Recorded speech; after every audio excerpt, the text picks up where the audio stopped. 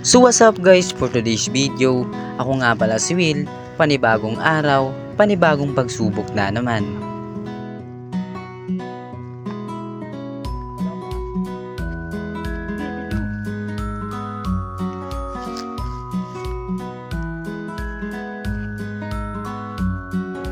So what's up guys, for today's video, may gagawin na naman kaming challenge na gamit lamang ang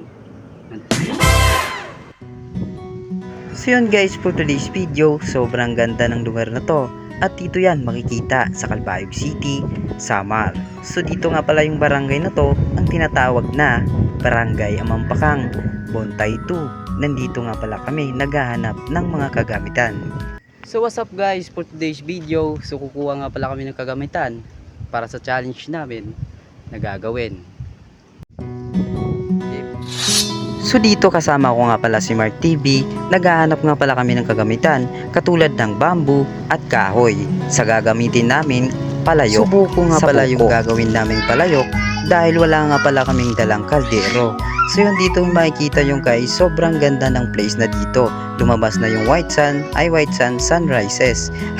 Charot lang po. So dito nakikita nyo ang umaakyat nga na pala si Mark TV para kumuha ng gagawin naming palayok na buko. So dahan-dahan lang Mark TV ha. So kung makikita nyo ang akyat na akyat kasi yan, palaakyat nga pala dito si Mark TV.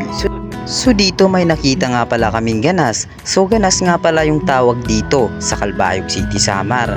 So yun, ang dami nga pala dito may nakita kami at naisipan namin ito nga pala. So ito nga pala yung kahoy at buko at ang ganas na tinatawag sa Samar at ang yung mantika na tiyata. So dito guys, gumagawa nga pala si Mark TV ng patungan sa buko dahil nga buko yung naisipan naming patungan dahil wala kaming dalang kaldero. Sarap-sarap. Habang tumutunog ang gitara sa akin makinig ka sana. Dumungaw ka sa bintana na parang isang harana sa awit na aking sinulat ko kagabi. Huwag sanang magmadali at huwag kang mag-atubili dahil kahit na wala akong pera, kahit na butas sa aking bulsa, kahit pa maunggoy kupas na, at kahit na marami dyang iba, ganito man ako, simpleng tao, ang magpagyayabang ko lang sa'yo.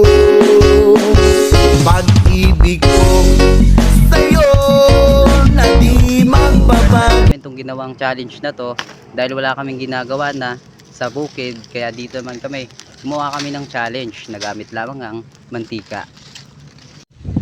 So guys, ang sarap guys.